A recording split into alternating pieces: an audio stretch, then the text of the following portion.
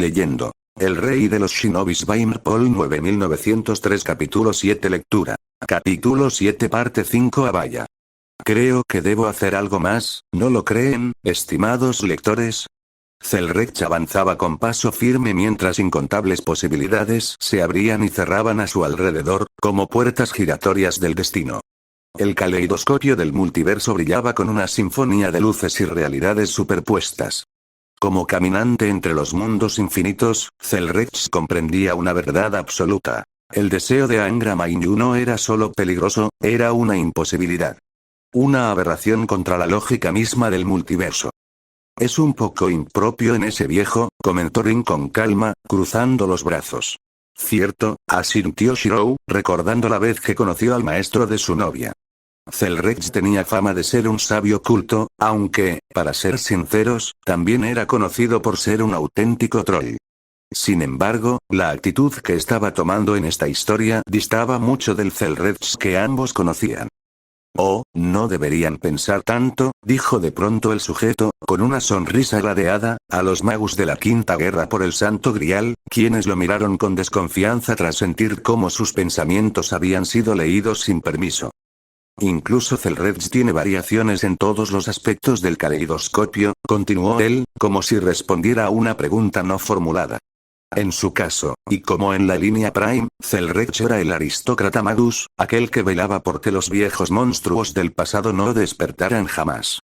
¿Y qué hay de las bromas que le hace a los magus? Interrumpieron, casi al unísono, varios de los presentes, magus de distintas líneas del universo Fate. Zelrech, oculto de todos en la lectura, alzó una ceja, como si la respuesta fuera obvia. Eso es solo el residuo de sus experimentos, respondió con desdén, descartándolo como quien se sacude el polvo de la capa. Zelrech solo es un viejo troll por culpa de todos esos fanfictions que los fans crean, dijo el sujeto, señalando una infinita biblioteca de libros brillantes que flotaban detrás de él, como constelaciones de locura narrativa. Y ahí va otro ladrillo contra la cuarta pared, comentó Astolfo, señalando un agujero en la pared que claramente separaba la ficción de la realidad. Despreocúpate, paladín de Carlomagno, dijo sujeto con una sonrisa torcida. A los lectores les encantan estas interacciones. ¿O acaso no es verdad, lectores? Añadió, mirando directamente fuera del plano de la historia. ¿A quién le habla? Preguntó el más joven, volviéndose hacia el niño rey. Créeme, no quieres saberlo, respondió este último, sin cambiar el tono solemne de su voz. ¿Qué es este caleidoscopio? Preguntó Tsunade, frunciendo el ceño. Los demás Kages y los ninjas de alto rango guardaron silencio. Silencio que fue roto por un sonoro chomp. Cuando Shukaku, sin que nadie lo notara, se comió al hermano de Madara. Valió la pena. Se carcajeó el mapache de arena, con media cara de Izuna asomando entre sus colmillos. Para gracia de Tobirama e ira de Madara que decapitó al mapache. Valió la pena, el mapache de arena se carcajeó con la mitad de Izuna de entre sus dientes. HMMM. Ya deberíamos estar acostumbrados a la rareza de nuestros mundos, pero esa cosa sigue hablando a pesar de estar decapitada, murmuró Rin, perpleja. Bueno, es arena, respondió su hermana, Sakura, con total calma. Y parece ser algún tipo de espíritu, añadió Rider, Medusa, observando a Tanuki con curiosidad. ¿En serio? Preguntó Ilya, con una mezcla de horror y fascinación. Sí, respondió Medusa. La gorgona más famosa lo confirma. Oye. Pon tu maldita cabeza en su lugar. Gritó Matatabi, pateando la cabeza cercenada de su hermano. Shukaku gruñó. Su cabeza se deshizo en un remolino de arena y volvió a ensamblarse sobre sus hombros como si nada. Está mejor así, dijo el Tanuki, antes de continuar masticando a Izuna, quien, por alguna razón, seguía vivo. Tsunade, ¿tienes una cámara? Preguntó Tobirama con tono serio, queriendo grabar la humillante muerte de su enemigo Uchiha. Mientras tanto, Mito le hizo una seña a su nieta para que ignorara la extraña alegría homicida de su tío abuelo. Después de todo, ese Senju era la mejor arma para acabar con Uchihas. Bueno, ignoren eso. El caleidoscopio es una de las 5 grandes magias verdaderas, intervino Tokiomi, intentando devolver algo de orden al caos. En específico, es la segunda de las 5 grandes magias verdaderas, añadió el primer Lord el Melloi, ajustándose las gafas. El caleidoscopio opera sobre la existencia de mundos paralelos, concluyó, mientras detrás de él se abría una grieta dimensional llena de posibilidades infinitas. Eso es correcto, dijo el sujeto, con una sonrisa que no prometía nada bueno. Obito, que se mantenía en silencio, abrió ligeramente su único ojo visible. Estaba sorprendido. Tal vez, esta magia verdadera sea similar a mi Kamui, murmuró, más para sí que para los demás. Oh, por favor, exclamó el sujeto, soltando una carcajada burlesca. Eso es exagerar. Obito lo miró con frialdad. Tu habilidad, continuó el hombre con tono condescendiente. Puede considerarse, en el mejor de los casos, una burda imitación de lo que logra la segunda magia verdadera. La sala quedó en silencio. Todos los presentes dirigieron sus miradas hacia el hombre de la máscara. Aquellos que ya sabían que era Obito pensaron lo mismo. Kamui, aunque no igual, debe funcionar de una forma parecida, ¿no? Incluso el Sasuke adulto entrecerró los ojos. Su mente analizaba con rapidez. ¿Acaso Mirjutsu no comparte algún principio con esa magia? Error. Interrumpió nuevamente el sujeto, con una voz cortante, como si hubiera leído todos esos pensamientos al instante. Aunque tu ojo posee una fuerza admirable, lo que haces no se acerca ni remotamente a la verdadera naturaleza del caleidoscopio. Hizo una pausa, como para asegurarse de que su burla calará hondo. De hecho, lo tuyo tiene más fuerza que el ojo del falso Madara, pero sigue estando lejos del nivel de la segunda magia verdadera. Aunque Obito miraba fijamente al sujeto, no pudo evitar sentirse, en lo más profundo de su mente, ligeramente agradecido de que aquel hombre no hubiera revelado su verdadera identidad. Lo que Obito no sabía, claro, era que varios en la sala ya sabían perfectamente quién era. Obito Uchiha.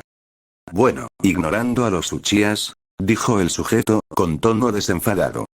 El uso de esta magia se basa, en esencia, en abrir un agujero hacia otra posibilidad, hacia otro mundo paralelo, explicó mientras hacía un gesto con la mano, y el espacio a su lado se distorsionaba como si el aire se quebrara. Entonces se giró lentamente hacia los shinobis, con una sonrisa apenas contenida. Y esto va para los menos cultos, añadió, con tono burlón. Los ninjas, especialmente los más orgullosos, fruncieron el ceño. Se sintieron aludidos. Oh, no se quejen. Dijo rápidamente. Su mundo literalmente no ha avanzado casi nada debido a la constante guerra. Si no están en conflicto, están criando armas humanas. No es culpa mía si el desarrollo intelectual quedó en pausa. Algunos shinobis apretaron los puños. Otros desviaron la mirada, sabiendo que, en parte, tenía razón. Ahora, continuando, prosiguió el sujeto, retomando su tono más serio. Todos ustedes deben entender que la realidad no es única.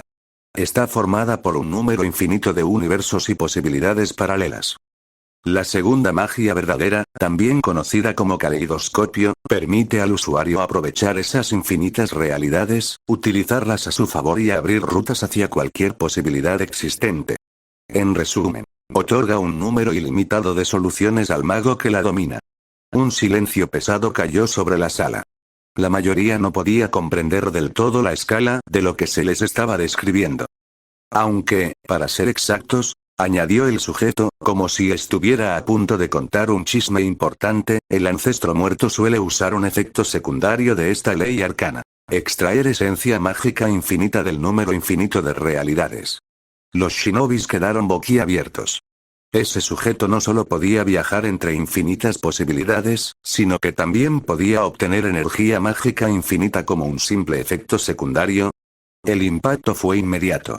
Desde su asiento, Orochimaru observaba en silencio la imagen de Zelreds proyectada ante él. Sus ojos brillaban. Sus dedos se entrelazaron con lentitud. Su mente, peligrosa y obsesiva, comenzaba a girar. Miles de ideas lo invadieron. Y tal vez, en alguna de esas infinitas posibilidades, él, el Sannin, sí tenía todo lo que tanto anhelaba.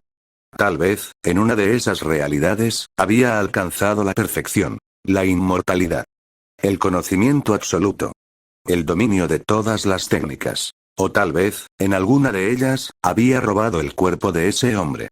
Solo necesitaba un descuido, solo un instante. Y sus más profundos y oscuros deseos finalmente se harían realidad. Mientras tanto, en otra parte de la sala, Kaguya observaba en silencio. Su expresión, impenetrable. Sus pensamientos, insondables. Esa magia verdadera. Ese caleidoscopio. Un poder como ese, solo un ser de su linaje podría comprenderlo, y tal vez igualarlo. Solo Shibai podría viajar entre mundos paralelos de esa forma, susurró con voz baja, casi reverente.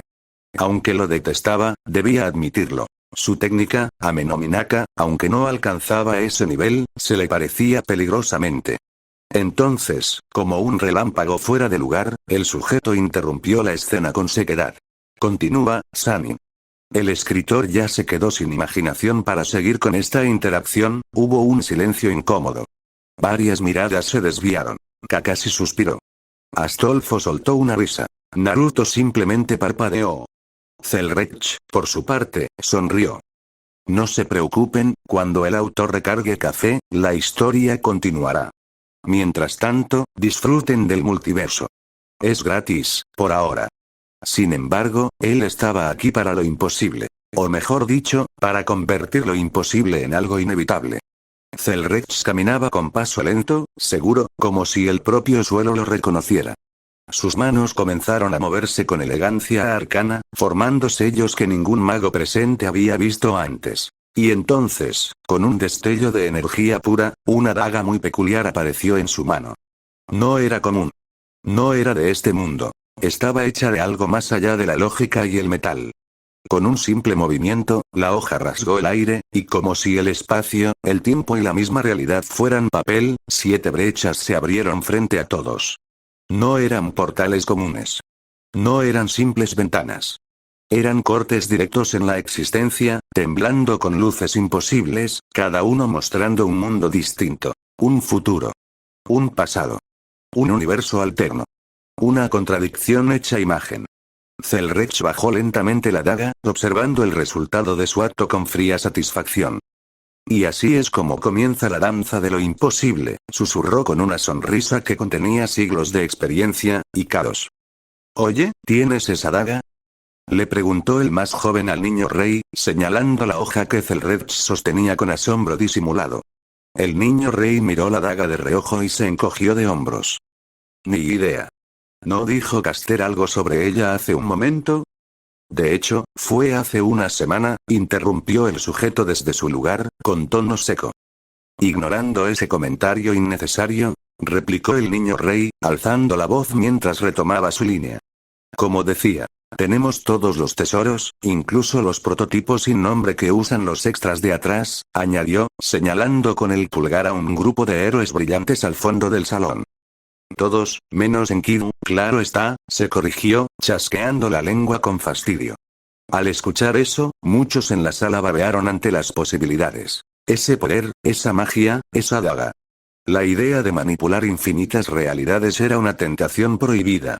Los magus, por su parte, sintieron como un escalofrío de codicia y asombro recorría sus cuerpos. Anhelaban ese misterio que rompía cada regla del sentido común. Una magia que reescribía lo que debería ser incognoscible. ¿Por qué no se ven tan sorprendidos? Preguntó Boruto, rascándose la cabeza mientras miraba a Rin y su grupo. Rin lo miró de reojo, con calma. Soy su alumna, respondió Tosaka, encogiéndose de hombros como si fuera lo más normal del mundo. Boruto abrió la boca para decir algo, pero no encontró palabras. Solo la cerró lentamente, mientras asimilaba que, quizás, el multiverso ya no tenía lógica alguna. Con un simple gesto de sus manos, Zelrech invocó algo desde las brechas abiertas en la realidad. No era cualquier objeto. Era algo por lo que se habían librado guerras, por lo que hombres, magos y héroes habían caído. Algo que, según muchos, rozaba lo omnipotente. Desde los cortes en la realidad emergió, la copa del cielo. El Santo Grial. Pero no era uno solo. Uno a uno, 7 griales se manifestaron en el aire, flotando con un resplandor divino. Y no eran como los construidos por las grandes familias de Fuyuki. No eran artefactos artificiales. Eran auténticos. La verdadera copa, aquella de la que el Mesías bebió, aquella que fue glorificada durante siglos, envuelta en milagros y misterios. La que supuestamente otorgaba cualquier deseo. La que, según las leyendas, era omnipotente. La copa del cielo. El verdadero santo grial. Y entonces, sin advertencia alguna, como si su misma presencia fuera demasiado para esta realidad, los 7 griales comenzaron a desintegrarse. Uno tras otro, se volvieron polvo de luz. Como si nunca hubieran estado allí. Como si su existencia hubiera sido una revelación momentánea. Un mensaje. Un recordatorio. El poder absoluto no puede ser contenido. Ni siquiera por la verdad. Jódete, maldito anciano. Gritó Ilya con su infantil pero cargada voz, llena de furia genuina. Y con esa boca besas a tu mamá. Se burló un ninja al azar desde el fondo, sonriendo con sarcasmo. Ilya frunció el ceño. Berserker. Ordenó con frialdad. Yes, my master, respondió la profunda y gutural voz de Heracles, seguida de un rugido tan primitivo que heló la sangre de más de uno en la sala.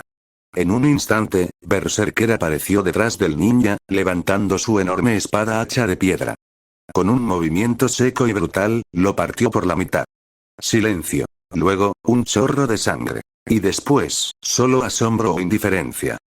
Bueno, al menos esta vez no dijo que lo decapitara y luego violara el cadáver, comentó Rin, inexpresiva, como quien recuerda una receta de cocina. ¿Cierto? Asintió Saber Alter con calma, recordando muy bien lo que esa Loli, hija de su antigua amiga, había ordenado a Heracles en su primer encuentro. Shirou miró a Ilya, la hija de su padre, la hija de una guerra rota, y simplemente suspiró. Ilya siempre será Ilya, sin importar el mundo. Desde su rincón, Mito levantó la mano con tranquilidad, ignorando por completo la masacre. Total, el ninja no era nadie que conociera. Tengo 2 preguntas, dijo sin apuro. Dilas, respondió el sujeto, sin moverse de su lugar. Primero, ¿por qué lo mató? Por burlarse de ella, respondió con naturalidad. Entiendo, asintió Mito, como si le hubieran explicado una ley de tránsito. La segunda, ¿por qué reaccionó tan mal la niña albina? Ah, el sujeto sonrió de lado, porque en su mundo, ella nació para convertirse en un grial. Pero no uno verdadero. Un falso grial. Un recipiente creado para contener horrores, no milagros. Los homúnculos presentes intercambiaron miradas. Algunos se tensaron. Otros bajaron la mirada. No sabían, no podían saber, que ella era mitad humana. Auténtica. Dolorosa. Trágica. Continúa, Sanin, dijo el sujeto con una sonrisa seca, dando pie al siguiente movimiento en el tablero de realidades. Uno de los santos griales se deshizo en el aire con un suave resplandor, y de sus restos, una luz dorada se elevó con majestuosidad. Esa luz cruzó una de las brechas abiertas por Zelrech. Atravesó realidades. Viajó por planos imposibles. Y cayó como una estrella fugaz sobre un mundo distinto. Allí, en lo alto de un trono forjado con tecnología divina y oro antiguo, un hombre rubio observaba el combate entre 2 variantes de Saber. Ambas mujeres luchaban con furia y gracia, iluminadas por relámpagos y acero. El hombre no dijo nada. Solo alzó una copa de vino rojo oscuro, cuyas gotas parecían contener el cosmos mismo. Vestía un uniforme negro de corte militar, pero bajo su capa de rey descansaba un uniforme dorado cubierto de medallas y condecoraciones obtenidas tras innumerables campañas intergalácticas. Y su sonrisa, era la sonrisa de alguien que había conquistado más de lo que cualquiera podía imaginar. No una nación. No una era. Sino galaxias enteras. Era realmente bueno ser el emperador del universo. El primero de los Gilgamesh variantes. Un ser originado en el vasto y brutal universo Servant. Cosmo Gilgamesh. El emperador dorado. El déspota absoluto, dueño de la mayor parte de la galaxia, se limitó a sonreír al sentir un leve toque en su alma, como si algo, o alguien, lo estuviera llamando. Pero lo ignoró. Ridículo. Murmuró con desdén. Entre sus dedos descansaba una copa tallada en cristal divino, conteniendo un vino tan perfecto, tan exclusivo, que varios mundos del universo Servant entrarían en guerra tan solo por una gota de su contenido. Y mientras la batalla frente a él continuaba, y el grial desaparecía más allá del velo del tiempo, el emperador alzaba su copa al firmamento, como brindando, no por la victoria, sino por el caos que estaba a punto de comenzar. River. Emperador dorado Cosmo Gilgamesh, ¿qué es el universo Servant? Preguntó Shirou, cruzándose de brazos, claramente intrigado. Esa pregunta es difícil de responder, dijo el sujeto, con tono pensativo. Ese lugar parece ser una especie de sátira, o un homenaje desvergonzado a Star Wars, o algo por el estilo. Entonces, en ese mundo Gilgamesh no es un rey, sino un emperador. Intervino Naruto adolescente, rascándose la cabeza. ¿Hay alguna diferencia? Preguntó Ritsuka, repitiendo en voz alta lo que pensaba tras oír al Naruto de Shippuden. Digo, ¿no es básicamente lo mismo ser rey que emperador? Mash llevó una mano al mentón, pensativa. Bueno, hay quienes creen que los emperadores están un escalón por encima de los reyes, dijo con cierta duda, antes de girarse hacia Romaní, buscando su aprobación. El doctor le hizo una seña con la mano, como pidiéndole que no profundizara. Da Vinci suspiró. Es bueno que no muchos lo hayan escuchado, pensó en voz baja. Si le dices a un Servant que fue rey que los emperadores son superiores, bueno, solo necesitas una chispa para encender una guerra. Esto no es una novela china, ¿eh? Interrumpió el sujeto con sarcasmo. Solo en esas historias los emperadores son superiores y los reyes apenas valen la pena. Se encogió de hombros y añadió con calma. Técnicamente, es solo otra forma de decir rey. Solo con más ego, y un imperio más grande, claro. Mientras el debate sobre reyes y emperadores continuaba, Nero Claudius, Semiramis y Vlad III simplemente sonrieron con superioridad al escuchar a los demás. La casa romana se limitó a inclinar levemente la cabeza, una sonrisa encantadora en sus labios. Emperadora, no lo olviden, murmuró para sí, orgullosa. Goberné uno de los imperios más influyentes de toda la historia humana. Eso no es algo que cualquier rey pueda decir. En ese momento, Boruto, con la típica curiosidad adolescente, alzó la voz. Entonces, ¿los Kage serían como los reyes de nuestro mundo? Shikamaru adulto, con las manos en los bolsillos y cara de fastidio, respondió con calma. Sí, y no. ¿Eh? Boruto lo miró confundido. En nuestro mundo existen los daimi, los señores feudales. Técnicamente, ellos son los verdaderos líderes políticos. Dueños de los países. Las aldeas ocultas y los Kages están subordinados a ellos, aunque tengan más fuerza. Pero los Kages son los más fuertes, replicó el joven, cruzando los brazos. Lo son, admitió Shikamaru. Pero en términos de poder social, político y económico, los daimi siguen siendo la cúspide. Aunque claro, eso no significa que sean respetados por todos. Los reyes presentes resoplaron con desdén, claramente ofendidos por ser comparados con simples señores feudales. Artoria, versión azul, mantuvo su expresión impasible, pero su silencio tenía un filo gélido. Desde un lado, Gilgamesh Prototype soltó una leve risa burlona. Así que mi otro yo tiene tanto poder e influencia en su mundo, interesante, comentó, con una chispa de curiosidad en los ojos. Entonces, el sujeto volvió a girarse hacia un Orochimaru en contemplación. Continúa, Sannin, dijo con un gesto casi teatral. Parece que el escritor volvió a tener inspiración. Un segundo grial se resquebrajó, su esencia dorada agitándose como si estuviera viva, y se lanzó hacia una de las brechas abiertas por Zelrech. Al otro lado. Uruk estaba en ruinas. El cielo ennegrecido por cenizas, los templos y murallas arrasadas por hordas indescriptibles. Los hijos de Tiamat avanzaban como una plaga. En medio del caos, un hombre de cabellos dorados, pálido como la muerte misma, permanecía en pie, pero apenas. La sangre corría por su frente, deslizándose hasta su mentón. Sus ojos, antes de un rojo profundo y majestuoso, capaces de ver todas las posibilidades a través del eterno río del tiempo, estaban apagados. Ciegos. Le faltaba un brazo, y un enorme agujero abierto cerca de su corazón lo mantenía tambaleante, al borde de la muerte. Aún así, seguía allí, de pie entre cadáveres. A su espalda, dos cuerpos perforados por docenas de heridas yacían sin vida. Amigos, aliados, o quizás lo último que tuvo por salvación. Y, sin embargo, el rey de los héroes, rió. Una carcajada ronca, seca, quebrada por el sufrimiento y la rabia. No solo Tiamat, dijo con voz rota. No, también está aquí esa cosa, alzó el rostro hacia el cielo, desafiando incluso en la derrota. War of Babylon, Pronunció, como una maldición final, una verdad insoportable. He aquí la prueba de la caída de la ciudad de la prosperidad. Beast VI se alzó sobre el rey de los héroes, como una condena hecha carne. La voz de una niña, suave, inocente, cruel, resonó por toda Uruk. Una voz que chirriaba contra la lógica del mundo. Aunque ciego, el rey sabía de quién se trataba. Esa aberración con forma humana. Manaka Sahyou. Observa, humilde rey, dijo la niña, su tono lleno de una alegría falsa que erizaba la piel. Oh, espera, estás ciego. Estúpido semidios.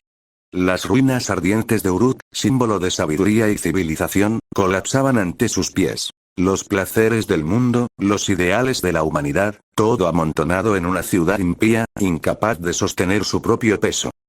¿Ves ese fruto podrido?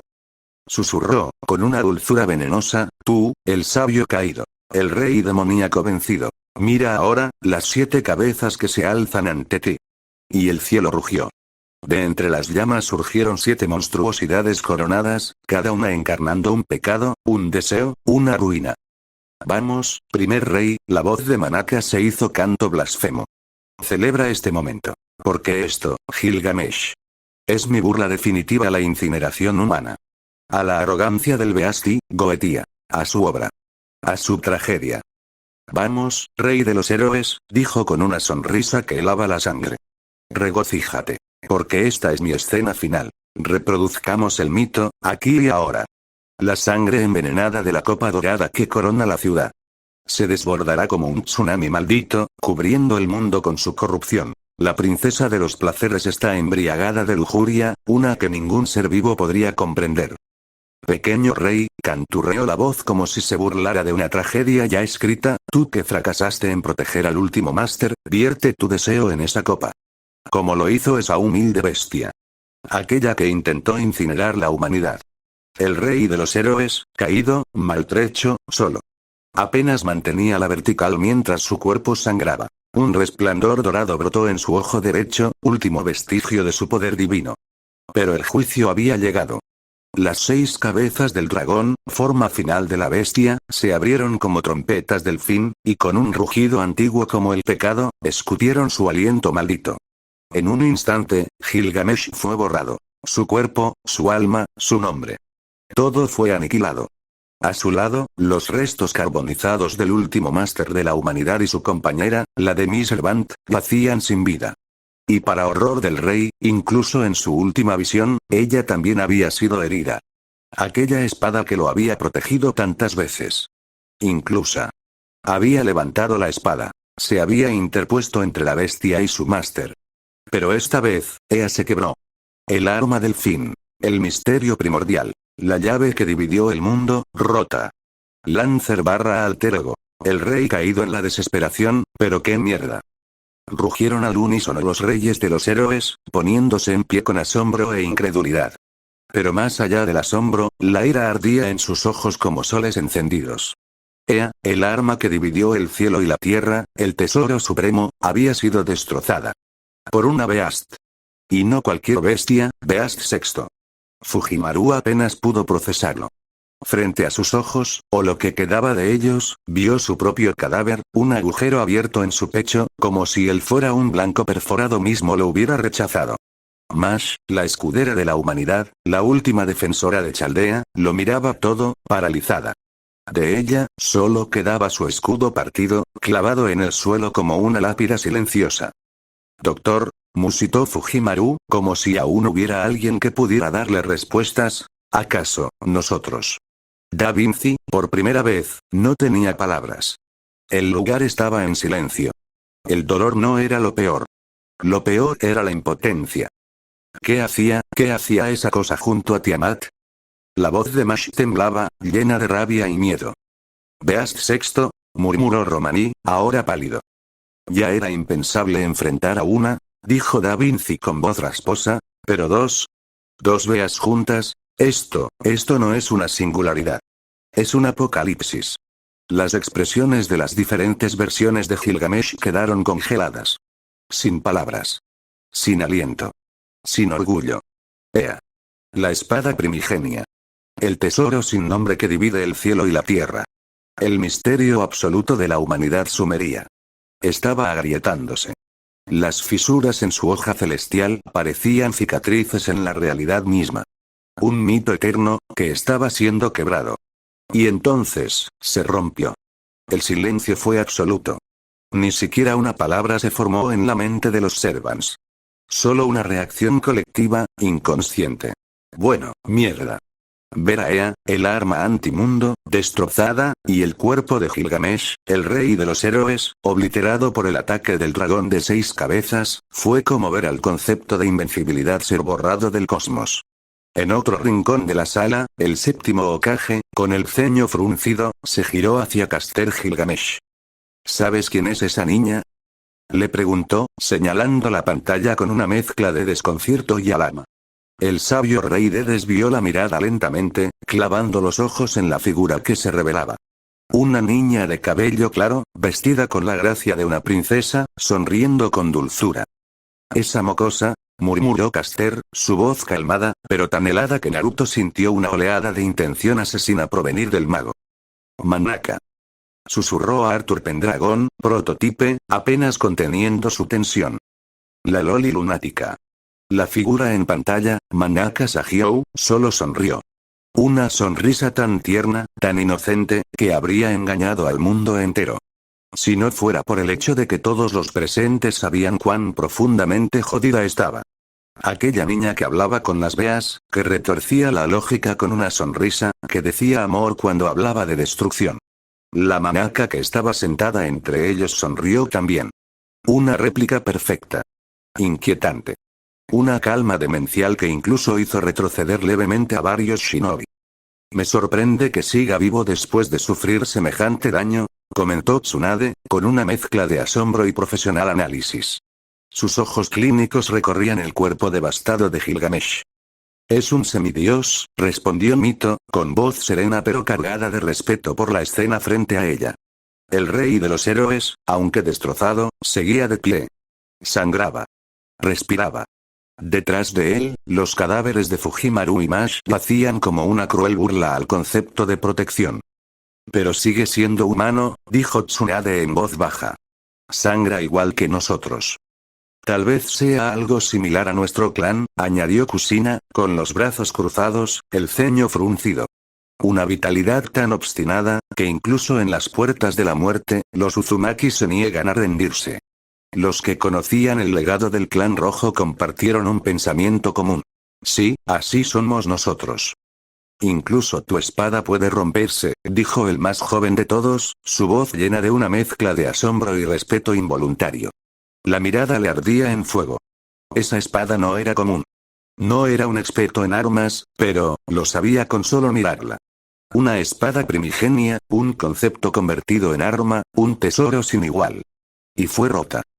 Está bien, dijo el niño rey, su voz era una calma siniestra, un filo invisible. Mataré a esa mestiza. Sus ojos carmesíes brillaban con una ira tan intensa, que incluso el aire a su alrededor pareció tensarse. El niño rey estaba tranquilo, pero su silencio decía más que cualquier grito. Nadie rompe mis tesoros y queda impune. ¿Viste las palabras que se dijeron al final de la escena? Shirou le preguntó a Rin, sin apartar la vista del espacio que proyectaba las visiones. Rin asintió con gravedad. Varios de los presentes notaron ese detalle, pero ninguno hizo un comentario al respecto. Un nuevo pensamiento comenzaba a asentarse entre los más observadores. Una versión Lancer del rey de los héroes.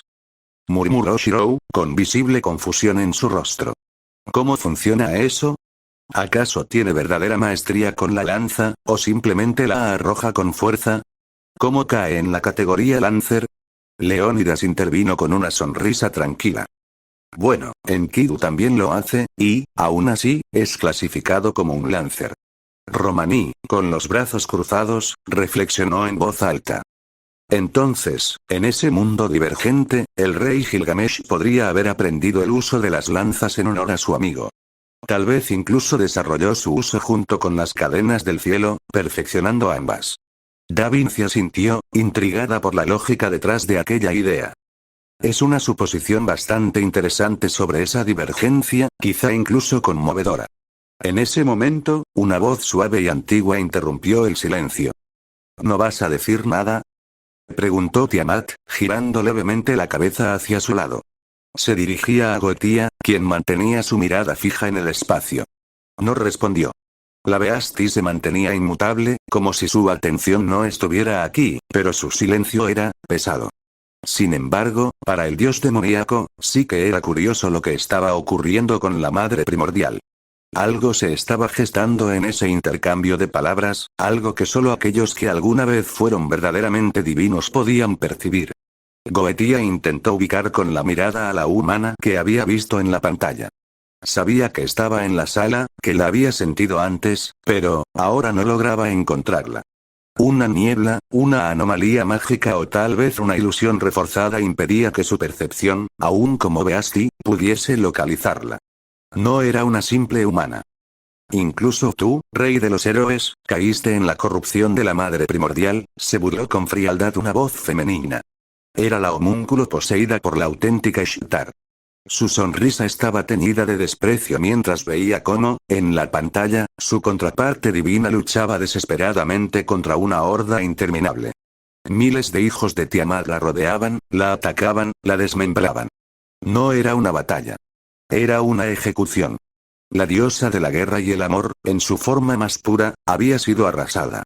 Y en medio de ese caos, el Gilgamesh de aquel mundo, de rodillas, ciego y herido, seguía escuchando el rugido de las bestias, mientras la voz infantil de Manaka jugaba con el destino de todos. Continúa, Sannin, dijo el sujeto, con una media sonrisa mientras cruzaba los brazos. Orochimaru, que había estado observando todo con un brillo analítico en los ojos, asintió lentamente. Con gusto, susurró. Y sus labios se curvaron con una mezcla de fascinación, anticipación, y algo parecido a hambre. Un tercer grial fue roto. Celrex movió una vez más su mano con ese gesto casual que parecía cortar la misma estructura del mundo. La brecha se abrió, temblando como si el universo se rehusara a mostrar lo que había del otro lado. Un hedor putrefacto emergió. Sangre, cadáveres y muerte. Nada más. La visión era apocalíptica. Allí no quedaba ni gloria, ni honor, ni esperanza. Una guerra por el Santo Grial, que había terminado 12 horas después de que aquel Servant fue invocado. Uno que devoró la propia locura. Uno que era la encarnación del odio sin propósito, del poder sin freno. Fuyuki, la ciudad que tantas veces fue escenario de conflictos mágicos, ya no existía. Solo quedaban ruinas humeantes y un cielo teñido por el rojo de la corrupción. Todo había terminado en una noche. Y en el centro de esa pesadilla, rodeado por un cráter colosal lleno de cuerpos carbonizados, un hombre gigantesco se alzaba. Su cuerpo musculoso no era una muestra de estética o poder. Era una amalgama de brutalidad y aberración. Compacto como una máquina de guerra, tosco como una bestia primitiva. Sostenía una copa ensangrentada. Sus ojos ardían con un desprecio que devoraba todo.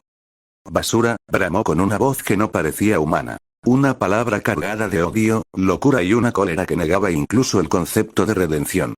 Todo, absolutamente todo, era indigno ante su mirada. No buscaba el grial. Lo despreciaba. A su lado, Tosaka Tokiomi, su orgulloso máster, no podía alzar la vista. Su cabeza estaba agacha, su rostro bañado en sudor frío. No era miedo, era una sumisión forzada, un acto de instinto, como el de un animal frente a un depredador supremo. No podía mirarlo, ni siquiera a sus pies. La presión de aquel ser era más pesada que el aire mismo. Su Servant, aquel que devoró el sentido del grial, no era otro que una versión retorcida del rey de los héroes.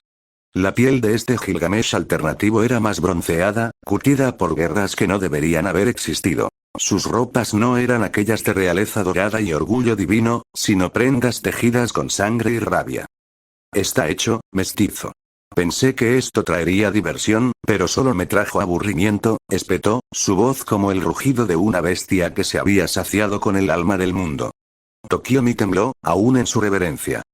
Te lo agradezco, rey de los héroes, musitó, forzando cada palabra como si con ellas intentara evitar su propia ejecución. El rey loco no respondió. Sus ojos escarlata estaban fijos en los trofeos de guerra que había arrebatado de sus enemigos. Excalibur, aún manchada con la sangre de su dueña. el grimorío prohibido de Gilles de Rais, cuyos hechizos ya no susurraban, sino que gritaban desde el abismo. Las lanzas malditas, tomadas del cráneo y corazón de su portador. Arondig, rota, pero aún brillante. Belerofonte, su montura hecha cadáver. Y las dagas negras del Hassan que, aún sin maestro, parecían desear una nueva garganta que abrir. Sin una palabra más, este Gilgamesh infernal se giró. El mundo a su alrededor pareció distorsionarse, como si la realidad misma se rehusara a contenerlo. Y entonces desapareció. Apareció en un nuevo lugar. Un altar bañado en oscuridad. Una sala sin muros, sin techo, sin fin. En el centro. Un grial. No uno de los creados por humanos. Uno suyo. Personal. Un grial formado con su propia maldad, su propia voluntad.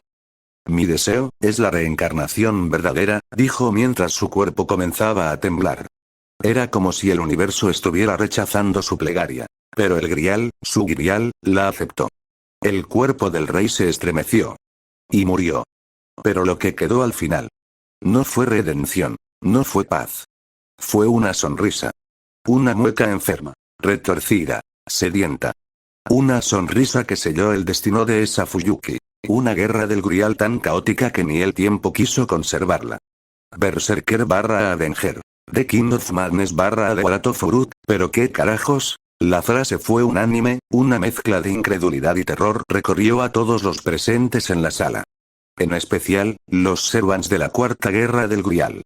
Sus rostros reflejaban un solo pensamiento compartido. Ellos murieron, en apenas 12 horas tras la invocación de ese rey enloquecido. Y no fue invocado como Archer. No como la figura arrogante, majestuosa y brutal que todos conocían. No. Esta era una versión distorsionada. Una pesadilla vestida de gloria sangrienta. Un Gilgamesh portando la clase Berserker. Un título que no debía pertenecerle, y sin embargo, lo había adoptado, y consumido. «Debes estar jodiéndome», gritó Ilya, su voz aguda quebrando el silencio cargado de tensión. Gilgamesh tenía fuerza para luchar contra Heracles enloquecido. ¿Qué tan fuerte sería él mismo si estuviera bajo los efectos de la locura? El primer Orel melló y frunció el ceño, su mente girando rápidamente con las implicaciones. Una cuestión más preocupante, dijo con voz grave, ¿por qué un berserker tiene raciocinio o pensamiento coherente? Eso es imposible, agregó el anciano de los Igmillenia, cruzando los brazos con preocupación. La locura debe suprimir el juicio, no afilarlo. ¿No es tan raro?, intervino Atalanta, sus ojos posándose momentáneamente sobre Espartaco, que sonrió con su habitual expresión de revolución. Ese bruto, aunque loco, tenía momentos de claridad. Fragmentos. Instantes de visión coherente entre sus gritos. Pero este Gilgamesh no solo es claro, dijo Romaní, su voz apenas un susurro. Es estratégico. Frío. Calculador. Y aún así, un berserker. ¿A qué se refiere con que consumió la locura?, dijo Noki, con el ceño fruncido. ¿Cómo un ser puede consumir algo que es por definición lo que consume? Eso ya no es locura. Es algo más, dijo Shikaku, cruzando los brazos. Es como si la locura misma fuera devorada, no suprimida. Y Noichi asintió lentamente. Tal vez, es una entidad que ya existía más allá del entendimiento humano. Podría ser por la diferencia entre mundos, intervino Tobirama, de pie con los brazos cruzados detrás de su espalda. Aunque parezcan similares, la verdad es que nuestros universos están construidos sobre bases muy diferentes. Las reglas de su magia, sus mitos, incluso sus bestias divinas, rompen todo principio lógico de chakra o ninjutsu. Un rey que devora la locura, Leónidas habló por fin. Eso es, una declaración de dominio. No es un esclavo del frenesí. Es su amo.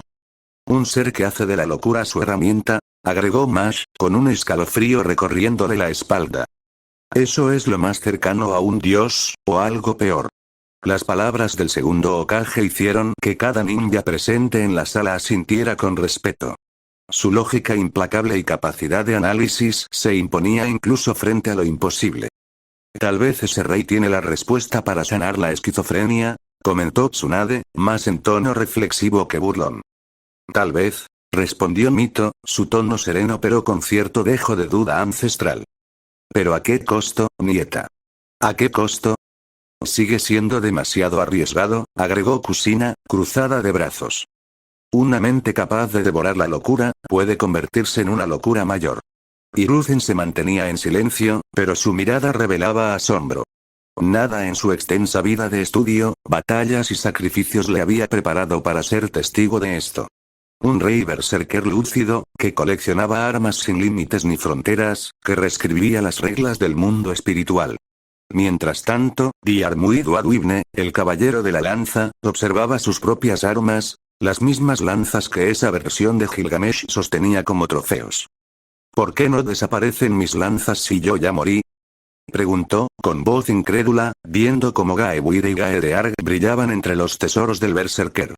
El sujeto, aquel misterioso observador que parecía saber demasiado, respondió sin dudar.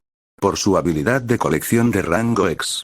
Una rareza incluso entre los Servants de más alto nivel.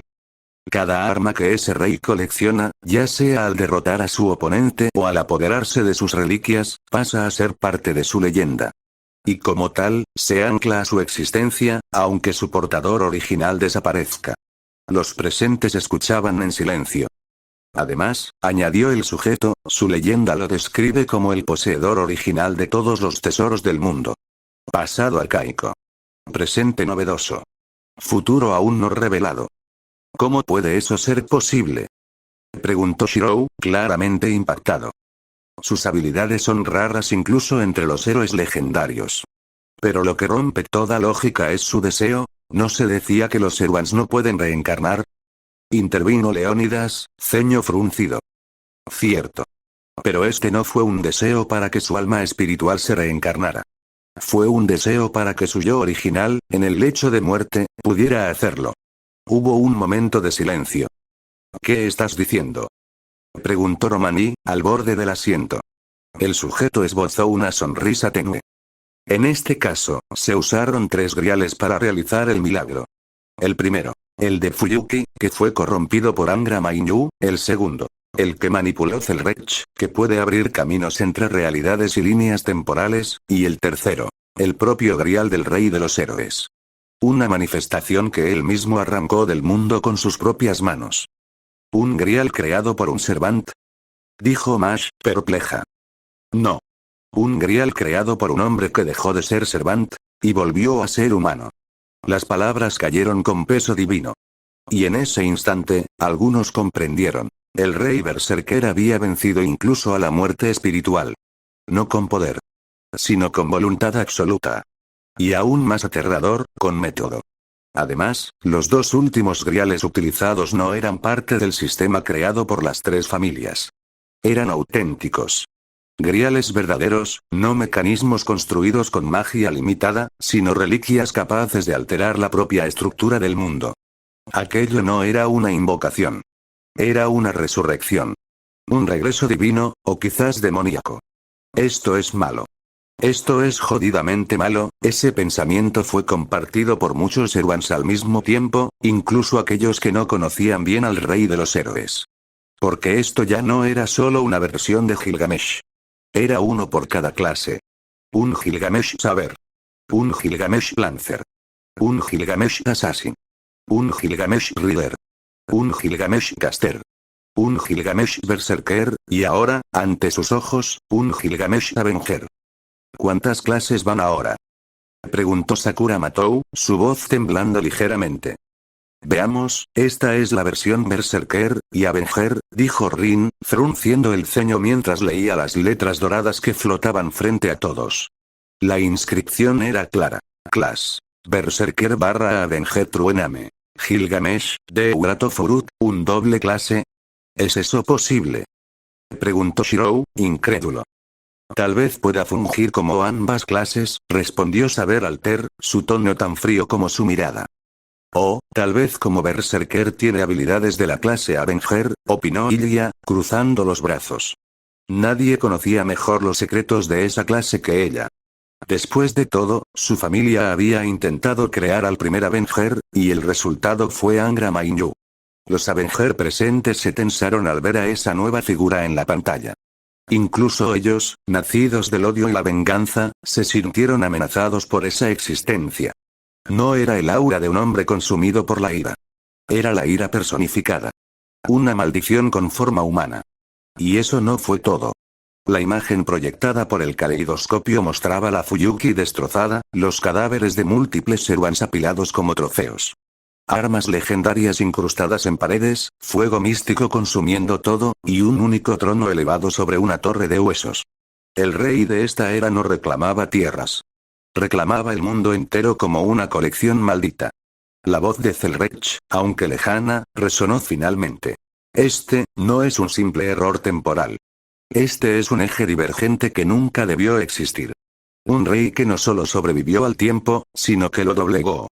Y aún así, una sonrisa ladina se dibujó en el rostro de la manaca presente en la sala, quien había guardado silencio todo ese tiempo. Pero aún no han visto al Gilgamesh Assassin, ¿cierto? Un escalofrío recorrió la espalda de más de uno. Porque si este era solo el comienzo, ¿qué clase de infierno era el final? Sigue siendo igual de fuerte, los Servants suspiraron, aunque no todos por resignación. Algunos por miedo. Otros por ira contenida. Pero los más peligrosos, por interés genuino. Sin embargo, incluso los más fuertes entre ellos, aquellos que alguna vez reclamaron tronos, que fueron leyendas vivientes o apóstoles de dioses, dudaban en enfrentarse a ese rey de los héroes bajo la sombría combinación de las clases Berserker y Avenger. Porque ya habían visto lo que ese ser era capaz de hacer. En una sola escena. Iskander, el rey de conquistadores, estaba empotrado en un edificio, su carroza rota, su manto hecho trizas. Diarmuid, el caballero de dos lanzas, yacía con la cabeza destrozada como si hubiera sido aplastada por una fuerza divina. Y la propia Saber, el legendario rey de los caballeros, Artoria Pendragon, fue asesinada con una precisión tan cruel como elegante. Su cabeza, separada con un único corte limpio, yacía junto al cuerpo aún en postura de batalla. Aún sostenía Excalibur. Pero era su sangre la que resbalaba por el pomo. Realmente un berserker muy brutal, comentó Semiramis, su rostro usualmente altivo adoptando una expresión seria y tensa. Mucho. Asintió Amakusa Shirou, los ojos clavados en la proyección con un temor que rara vez dejaba ver. Mordred, al ver el cadáver de su padre siendo alzado por el Gilgamesh en pantalla como si fuera un trofeo más, rechinó los dientes. Ese bastardo. Escupió con rabia. Su padre, las distintas versiones de Artoria, simplemente guardaron silencio. Pero su quietud era la de una tormenta que espera el momento adecuado. No solo fueron decapitados, decía la imagen proyectada, sino que las manos del rey Artoria aún estaban firmemente sujetas al pomo de Excalibur. Y un hilo de sangre bajaba lentamente, como si la espada misma llorara por su derrota. Este no es un simple berserker, murmuró Karna, su tono más reverente que guerrero. Esta es la manifestación de un rencor antiguo. Uno que fue negado por los dioses, y olvidado por los humanos. Heracles, por su parte, se mantenía inmóvil, pero sus músculos estaban tensos. Incluso él, el más famoso berserker de todos, dudaba si podría vencerlos si se enfrentaban. Este Gilgamesh, dijo Skatach, la reina del inframundo. No se mueve como un loco. Se mueve como un dios con un propósito. En el rincón de la sala, Angra Mainyu, el Avenger original, sonrió por primera vez. Interesante, alguien que no solo abraza la locura, sino que la moldea a su imagen y semejanza. ¿Acaso soy yo el error, o él es la versión perfecta? Todos callaron cuando el sujeto habló de nuevo. Este es el Gilgamesh nacido no del deseo, sino del odio. El que fue negado el derecho a morir en paz. El que vio la humanidad fallar una y otra vez, y decidió tomar la justicia de los dioses en sus propias manos. Y justo antes de que la imagen se desvaneciera, una última frase se proyectó, grabada en oro rojo sobre el cielo ennegrecido. Si los dioses no me aceptan, yo mismo me coronaré como el último. El único. El verdadero, rey de los reinos caídos. El otro Gilgamesh, el que fue devorado por la Beast Sexto, estaba catalogado como Lancer y Alter Ego, dijo Emilia, su voz cargada de seriedad. Su máster, Rin Tosaka, asintió mientras observaba la pantalla con concentración. ¿Sabes lo que son los alter egos? Preguntó Rin, sin apartar la vista del horror que se desarrollaba en la imagen. Emilia asintió lentamente. Sí, son servants formados por aspectos alternativos, desviaciones de la personalidad o versiones extremas de sí mismos. Casi como un reflejo, o una malformación. Volteó ligeramente hacia Arthur y Alter, quien escuchaba en silencio, la mirada fría y estoica. Ella era la prueba viviente de lo que podía surgir cuando un ideal tan puro como el de proteger a todos, se deformaba en un absolutismo tiránico. Ese Lancer, no era solo otro Gilgamesh. Era el que intentó ser mejor. El que cambió por alguien más, por respeto, por duelo. Tal vez, por Enkidu. Emilia dijo, bajando ligeramente el tono. Y fue precisamente él, el que cayó primero, añadió Rin con un hilo de voz amarga. El otro era un Rider, dijo Medusa, con una expresión sombría. No un rey, un emperador. Un conquistador que no gobernaba solo una ciudad, sino que había buscado someter al mundo entero con sus tesoros y ejércitos. Todos guardaron silencio ante esa afirmación. Porque cada uno sabía que cuando las versiones alternativas de Gilgamesh empezaban a caer una tras otra, el mundo mismo se agrietaba. Mejor continuemos. Dijo finalmente uno de los ninjas, y el sujeto le hizo una seña a Orochimaru, que con una sonrisa apenas visible, asintió y abrió el siguiente pergamino. Sus dedos se deslizaron lentamente, casi como si estuviera disfrutando del peso de las palabras que iban a desatarse. Un cuarto grial desapareció. Sus partículas doradas se disolvieron en el aire, danzando mientras se deslizaban hacia la hendidura abierta por la segunda magia. En un parpadeo, un hombre apareció sobrevolando los cielos. Desde las alturas, contemplaba una batalla campal desatada entre dos fuerzas opuestas. Red Faction. Black Faction. Sus ojos rojos ardían con intensidad, pero su expresión era impasible. No tenía intención de intervenir. Le parecía absurdo.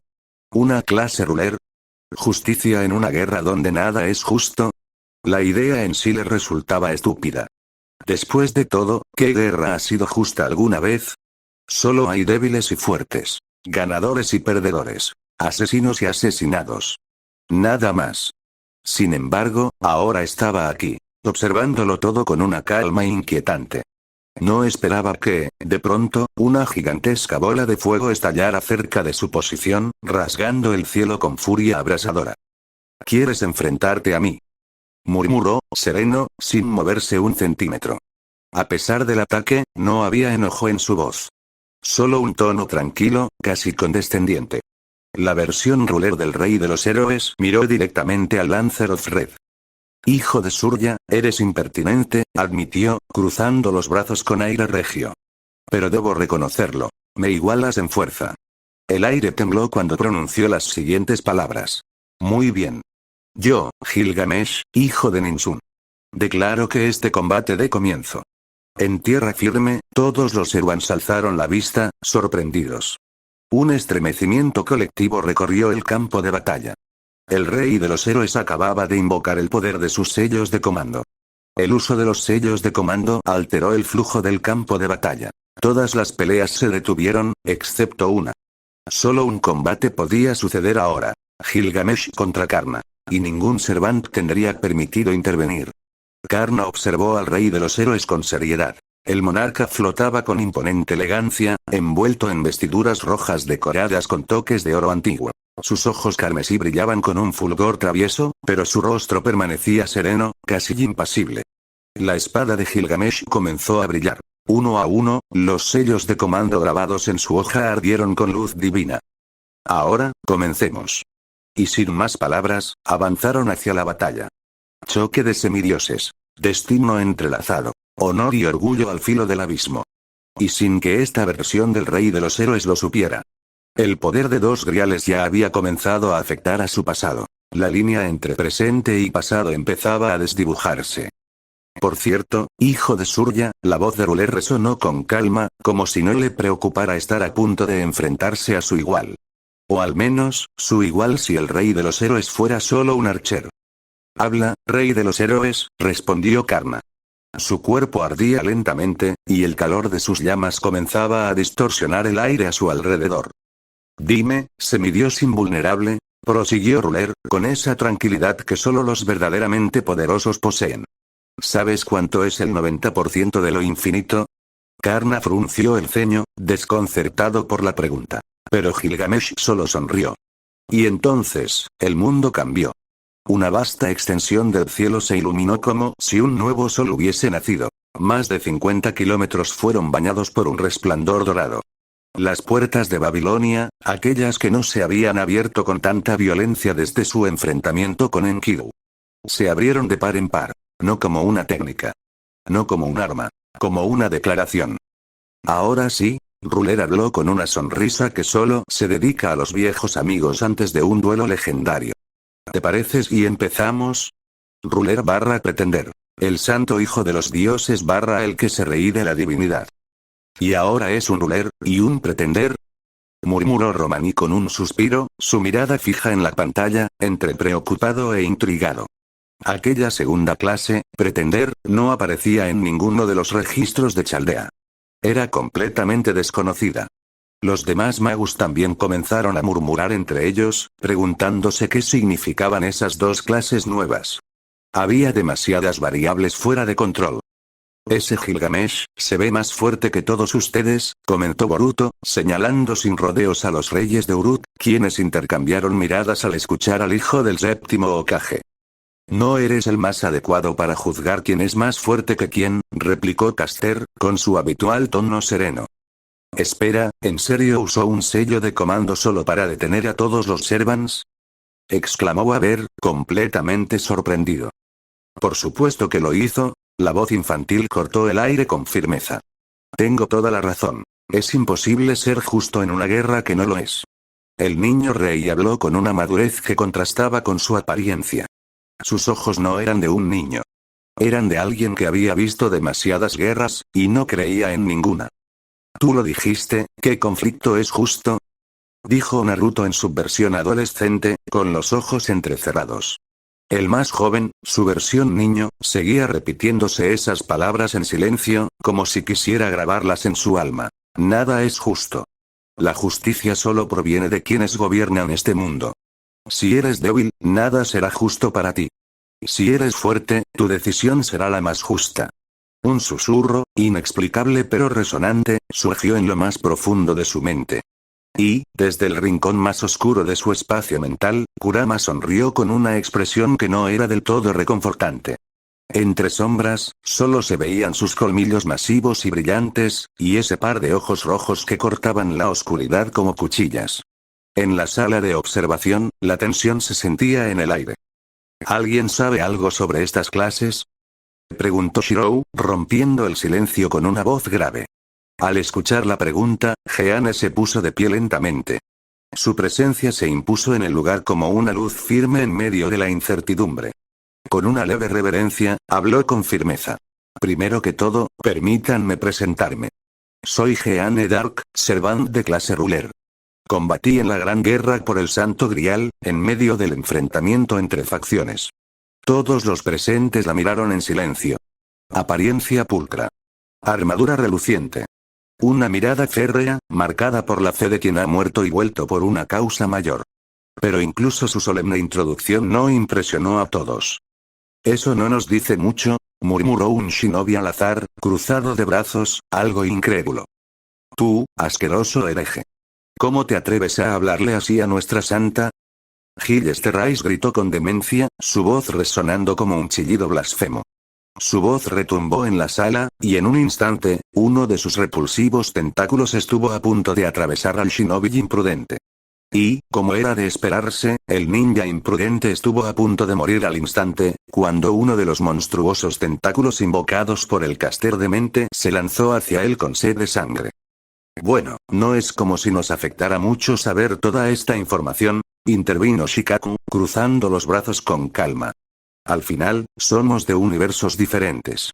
El único contacto que tendremos es en esta sala. Básicamente, eres un juez, dijo Shikamaru, con ese tono analítico y perezoso que lo caracterizaba. Me disculpo por mis palabras, joven doncella, intervino Tobirama, sin apartar la mirada de Jeanne. Pero esa clase, es una estupidez. Jeanne no se ofendió.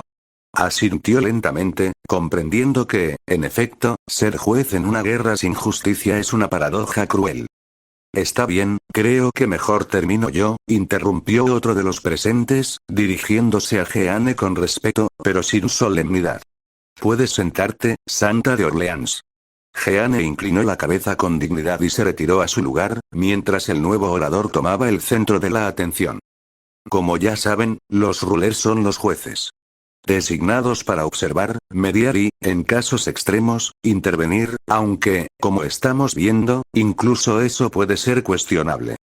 Ya lo repitieron mucho, murmuró un ninja al azar, fastidiado. Shukaku, ¿podrías? Preguntó el sujeto, mirando al enorme Tanuki con una ceja levantada. Claro, pero solo si lo haces crocante, respondió el Big, lamiéndose los labios con una sonrisa perversa. Está bien. Oye, espera. Déjame. Gritó el ninja justo antes de que un chasquido resonara en la sala. Todos se quedaron en silencio por un segundo. Ese sonido era inconfundible. El crujido exacto de algo siendo masticado, muy crocante. Delicioso, dijo Shukaku, saboreando con satisfacción mientras se relamía las patas. Bien, como decía antes de que me interrumpieran con esa falta de respeto, retomó el sujeto con total normalidad, ignorando lo que acababa de pasar. El criterio para ser invocado como ruler es la imparcialidad. Y también el no tener ningún deseo personal por el Santo Grial. Aquellos que califican suelen ser santos, mártires o figuras sin apego a los deseos mundanos. En condiciones normales, cualquier ruler invocado para presidir un conflicto por el Grial será, de hecho, un santo. La sala escuchaba con atención renovada. Sin embargo, añadió, alzando un dedo, hay una excepción. Amakusa Shirouto Kisada. Una aberración. Aunque fue invocado bajo la clase ruler, su imparcialidad es dudosa, y no cumple realmente con los estándares de un verdadero juez. En resumen, concluyó, cruzando los brazos. Cuando el sistema funciona, rulers deberían ser los árbitros de la guerra. Pero como todo sistema, puede corromperse. ¿Y qué hay del rey de los héroes? Intervino Semiramis, cruzando los brazos con desdén. Él no es precisamente imparcial. Tienes razón, respondió el sujeto, sin perder la compostura. De hecho, no lo es del todo, hubo un breve silencio. Entonces, con una mirada segura, añadió. Pero la verdad es que sí lo es. Las miradas se cruzaron, confundidas. Como rey, su deber no es participar, sino juzgar. Y en ese sentido, su designación como ruler es acertada. No tiene interés alguno en el Grial. Porque desde el principio, el Grial le pertenece. Una afirmación que cayó como un martillo. Con esa mentalidad, añadió, el rey de los héroes no compite por el Santo Grial. Él decide quién es digno de tenerlo. Porque eso es lo que un rey verdadero hace. Las diferentes versiones de Gilgamesh, cada una con distinta forma, edad y actitud, asintieron casi al unísono. Exacto, dijeron, con una mezcla de arrogancia y solemnidad. Eso es lo que hace un rey. Un breve silencio fue interrumpido por una nueva declaración. Ahora bien, en cuanto a los pretender, el ambiente se tensó. Nadie sabía qué esperar. Ellos, técnicamente, son la antítesis directa de los rulers. Los pretender, comenzó a explicar el sujeto, su voz más grave y seria, son aquellos que se convirtieron en héroes mientras fingían ser otra persona. No hablamos de simples disfraces como los de un zorro enmascarado o un justiciero oculto, sino de individuos que actuaron toda su vida bajo el rol de otro, incluso engañando a sí mismos y al mundo para alcanzar sus fines. Es curioso, interrumpió Semiramis, con una sonrisa venenosa. El rey de los héroes, tan orgulloso, ¿por qué haría algo tan bajo como fingir ser otra persona? La imagen de Gilgamesh apareció en la pantalla. Silencioso. Inmóvil. Observando el cielo en plena batalla. Desde un rincón, Enkidu lo miró con una pizca de duda en los ojos. Un presentimiento le arañaba el pecho. Su amigo, en ese mundo alterno, se convirtió en un pretender. Después de su muerte, ese Gilgamesh había tomado una máscara, una fachada. Una obediencia fingida. Un juicio disfrazado de lealtad. Los pretender, continuó el narrador, también pueden definirse como espíritus heroicos que no luchan contra el hombre ni la bestia, sino contra el mundo mismo, a través de falsas representaciones. Más allá de una simple falsificación, un pretender engaña hasta el alma, para obtener más poder y más logros que el verdadero. El silencio se volvió espeso, hasta que una voz entre los magos se alzó. Entonces, Gilgamesh cumple los requisitos para ser un ruler, no por ser un santo, dijo Tokiomi, frunciendo el ceño, sino porque en ese mundo fingió ser un hijo obediente de los dioses, mientras bajo esa fachada buscaba su destrucción. Correcto, afirmó el sujeto, con seriedad. Eso, y lo ya dicho. Su imparcialidad como rey. Además, continuó el sujeto, Gilgamesh no tiene verdadero interés en el Grial. Después de todo, le pertenece por derecho real. Los reyes de Uruk asintieron con solemnidad. Solo ellos podían juzgar quién merecía uno de los tesoros de su bóveda. El Santo Grial era simplemente otro objeto en su colección. Cierto, murmuró uno de ellos, como si no necesitara más explicación. Es por esa razón que su existencia como ruler es una contradicción viviente, añadió el sujeto, con una sonrisa intrigada. ¿Sabes? Dijo Kuchulain, cruzando los brazos mientras observaba el combate en la pantalla, eres de los pocos que hacen que el rey de los héroes no se muestre arrogante al enfrentarte. El comentario iba dirigido a su compañero Lancer, Karna, quien observaba fijamente el duelo entre las versiones alternativas de él y Gilgamesh. Sus sellos de comando son muy superiores a los míos, murmuró Jeanne, sorprendida, al ver cómo brillaban los intrincados símbolos mágicos en la espalda del rey babilónico. No está nada mal, comentaron los otros reyes, observando con atención. Esa versión es más fuerte que ustedes, se atrevió a decir uno de los observadores. Técnicamente, sí, respondió un caster con tono medido, aunque una ligera duda se reflejaba en su voz. De hecho, cuando aún estaba vivo, esa versión de Gilgamesh era más poderosa que su versión Archer. El necesitar un máster, en su forma Archer, lo limita. Todos guardaron silencio por un momento. La verdad era evidente. El Gilgamesh que estaban viendo ahora era una fusión peligrosa entre poder divino, autoridad real e independencia absoluta. Y ahora, estaba peleando contra Karna, un semidios en llamas cuyo nombre hacía temblar incluso a los cielos. En cambio, como semidios con alta divinidad, Gilgamesh poseía tanto maná que podía realizar proezas que empequeñecían a su versión Archer. Un ejemplo sencillo. Cuando era humano, fue capaz de detener los ataques de Kingu por sí solo. Y se supone que, como Servant, su poder debería ser incluso mayor, ya que representa su estado idealizado, su cúspide como espíritu heroico. Con los Servants en juego, es difícil decir si uno es más fuerte o más débil que su contraparte viva, dijo el séptimo Hokage, cruzando los brazos. Cierto, asintió Caster, meditando cada palabra. Hay casos en los que la versión Servant tiene habilidades inferiores a cuando estaban vivos, y también lo contrario, agregó.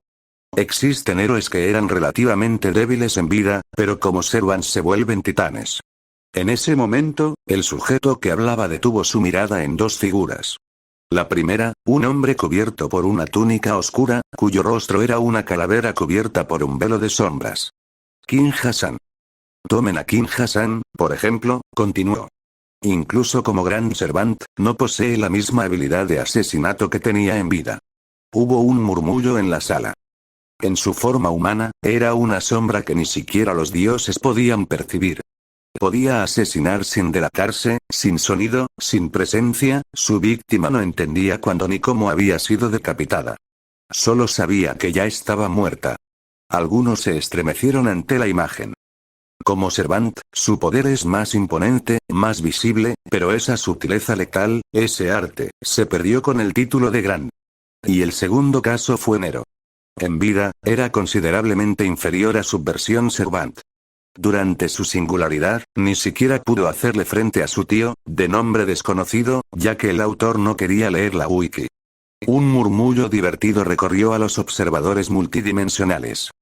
«¿Qué pregunta tan extraña la del rey Gilgamesh?», comentó Mash, confundida. «De hecho, tiene más sentido que muchas otras cosas que ese megalómano ha dicho antes», le respondió Heracles con una media sonrisa. Mash lo miró intrigada. «¿Por qué lo dices?». «Eso es fácil de explicar», intervino Karna, su voz tranquila, pero firme. «Mi armadura divina puede bloquear hasta el 90% del daño que recibo.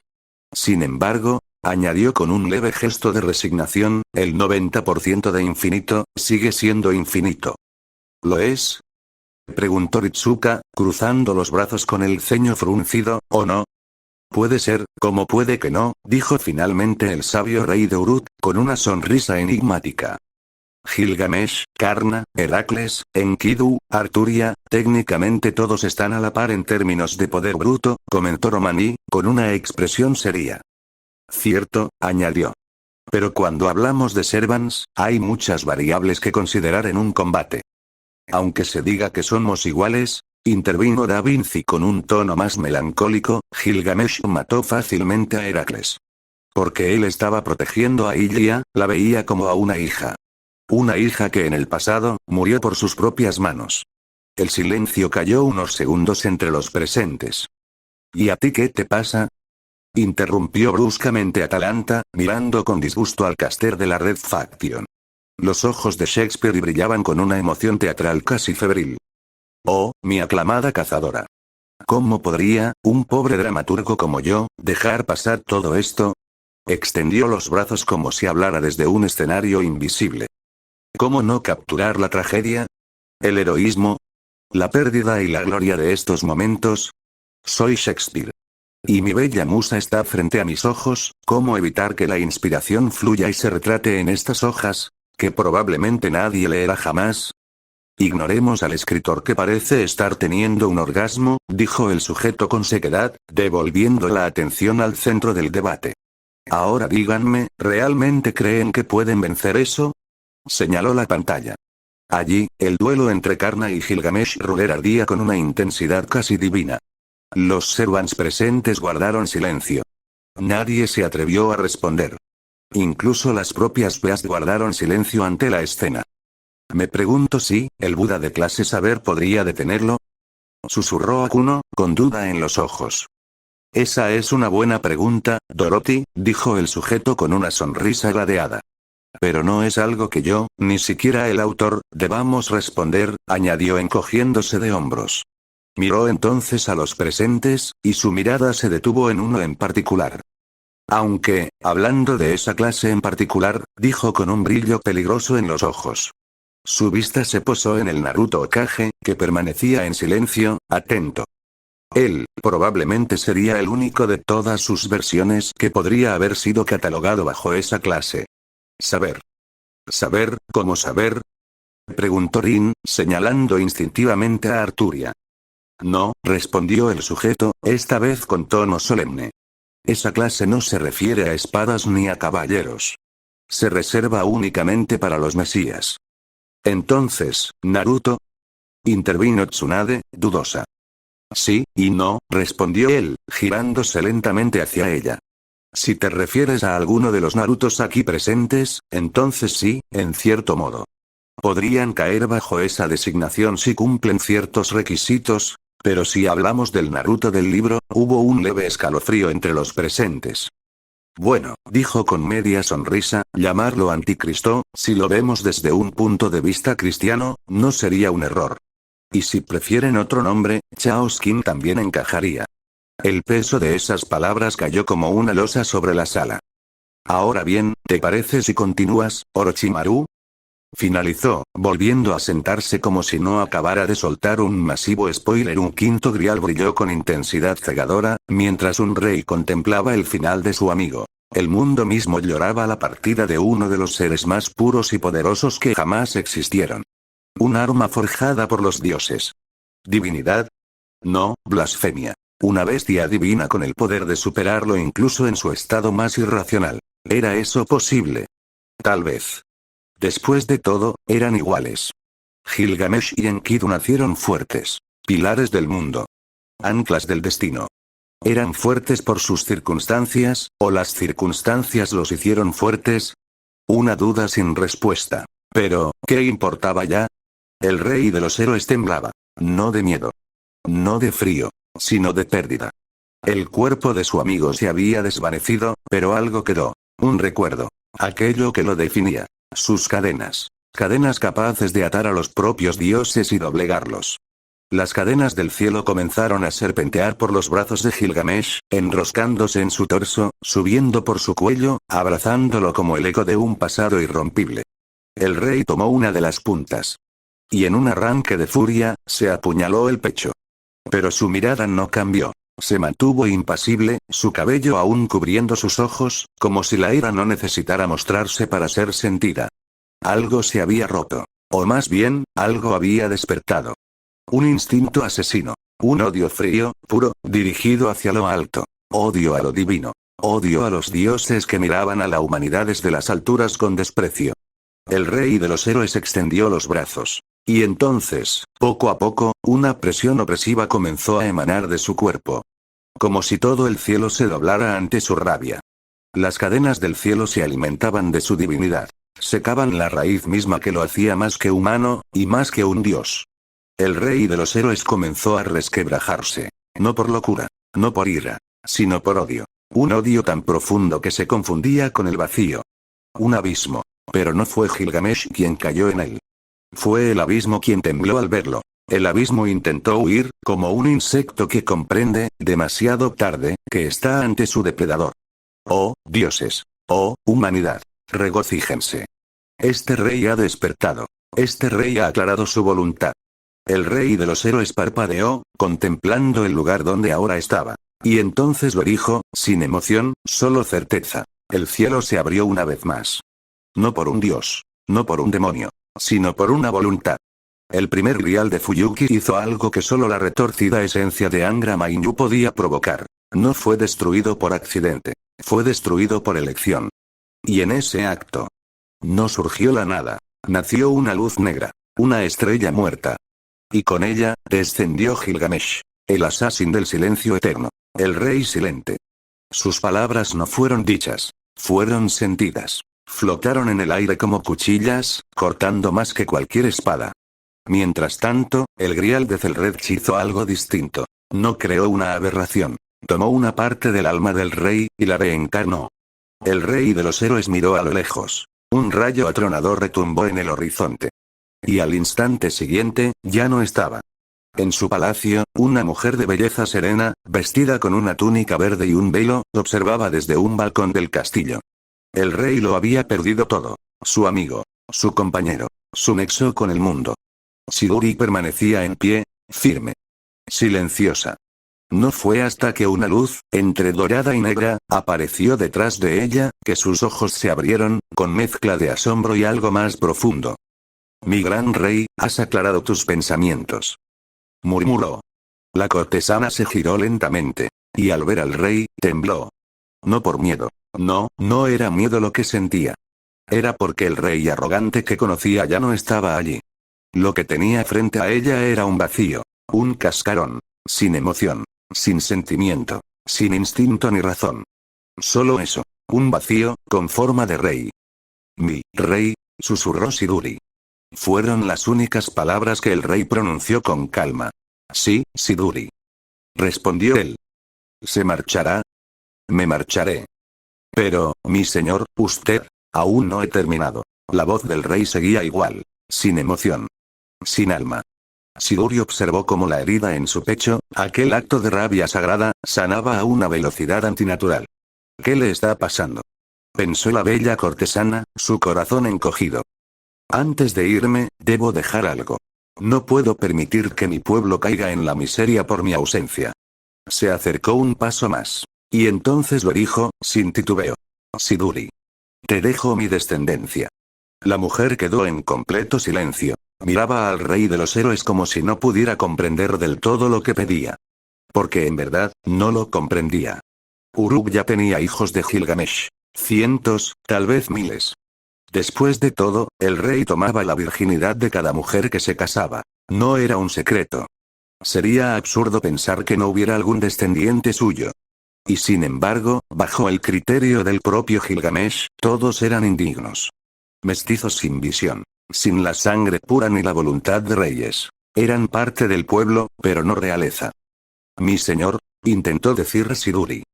No importa. Los otros son indignos. El rey de los héroes desvió la mirada hacia Uruk, sus ojos recorriendo, uno a uno, los hogares que albergaban descendientes suyos.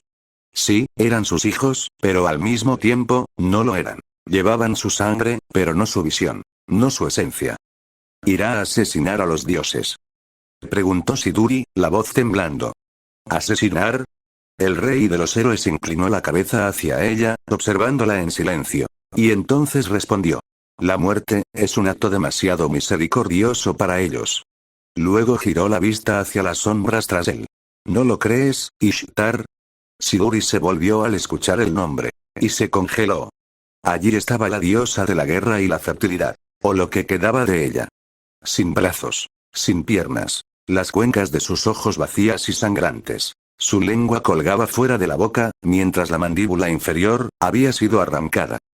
Mi señor, usted, balbuceó Siduri, incapaz de sostener la escena. Ignórala. Y sígueme. Proclamó el rey, sin emoción, sin juicio. Siduri no se movió. No podía. Camina, Siduri. Repitió el rey de los héroes.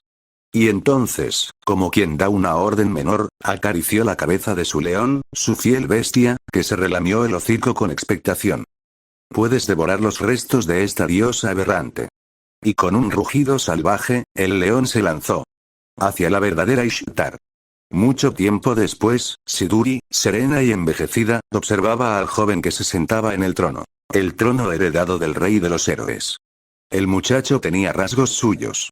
Pero también, y de forma inconfundible, los ojos del rey de Uruk.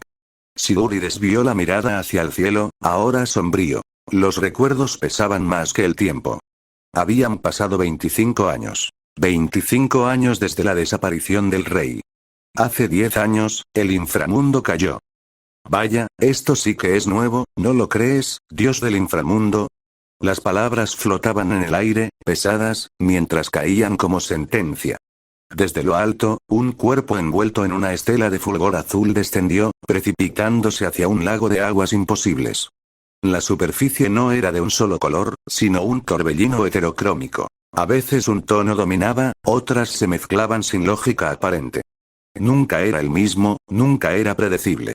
Del lago emergió lentamente el cuerpo del dios, o al menos, el recipiente terrenal que usaba para manifestarse. Estaba herido.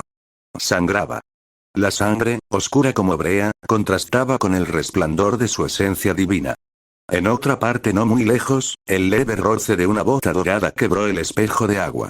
Ondas suaves se expandieron, como si el mismo universo contuviera la respiración. El dios gruñó con furia contenida, alzando la mirada hacia la figura que aguardaba con arrogancia regia. Allí estaba él, el rey dorado, imperturbable, con esa sonrisa altanera esculpida en piedra. Una mueca que jamás se desvanecía. ¿Acaso te di permiso de alzar la vista hacia mí, mongrel? La voz del rey de los héroes cortó el silencio como una daga, su tono era burla pura, veneno disfrazado de nobleza. Y sin dar tiempo a respuesta, la punta de arpe, brillante y cruel, atravesó sin misericordia la cuenca del ojo derecho del dios. Maldito seas, hijo de Ninsun. Rugió Nergal, su voz retumbando como el eco de 1000 tormentas en el inframundo. Estúpido dios, replicó Gilgamesh con una sonrisa torcida. Haciendo que recuerde a mi amada madre. Qué patético. Esa estúpida, debimos detenerla, espetó Nergal, la rabia retorciendo cada palabra. Y a ti también, con tu obsesión por poseer cada tesoro del mundo. Silencio, ordenó Gilgamesh, y sin vacilar, movió su guadaña negra, forjada para cortar incluso a los inmortales. La hoja destelló con un brillo fúnebre mientras le cercenaba la boca al dios con una precisión brutal. Luego, en un tono más suave, casi afectuoso, el rey musitó.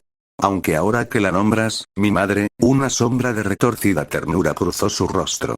Rimad Ninsun, la diosa sabia, se había sacrificado por él. Cuando vio que su hijo se desvanecía, consumido por la mortalidad y el orgullo, le entregó todo lo que era. Su esencia, su divinidad, su alma. Gilgamesh la había absorbido por completo. Su corazón ya no latía solo con sangre real, sino con el amor desesperado de una madre que se negó a perder a su hijo. Tener el corazón de su madre no era solo una metáfora. Era literal.